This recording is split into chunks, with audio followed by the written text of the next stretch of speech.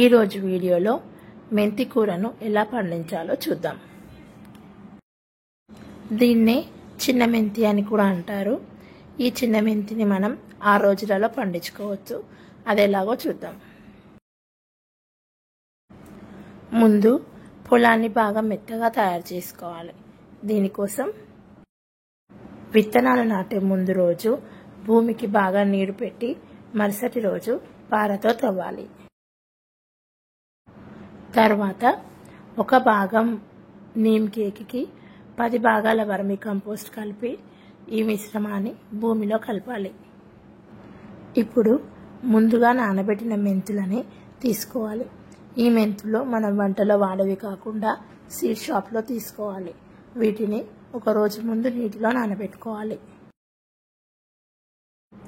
ఈ నానబెట్టుకున్న మెంతులని నేలపైన వత్తుగా చల్లుకోవాలి.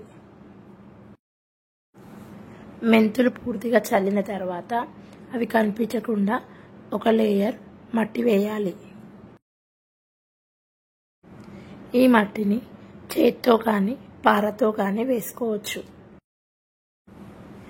ఇలా పూర్తిగా మట్టి కప్పిన తర్వాత నీరు పెట్టాలి. ఇది రోజ్ క్యాన్తో అయినా పెట్టుకోవచ్చు, లేదంటే పారించవచ్చు.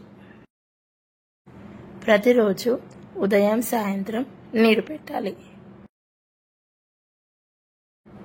ఇలా రోజు ఉదయం సాయంత్రం నీరు పెట్టుకుంటే 3 రోజులలో మొలకలు రావడం స్టార్ట్ అవుతుంది. మొలకలు వచ్చిన తర్వాత 3వ రోజుకి మెంతి కూర హార్వెస్టింగ్కి రెడీగా ఉంటుంది. ఈ మెంతిని కట్ చేసుకొని నాన్ వెజ్లో కానీ కర్రీస్లో కానీ వేసుకుంటే చాలా టేస్టీగా ఉంటుంది. ఈ చిన్న మెంతిని సూప్స్లో సలాడ్స్లో కూడా వాడుకోవచ్చు.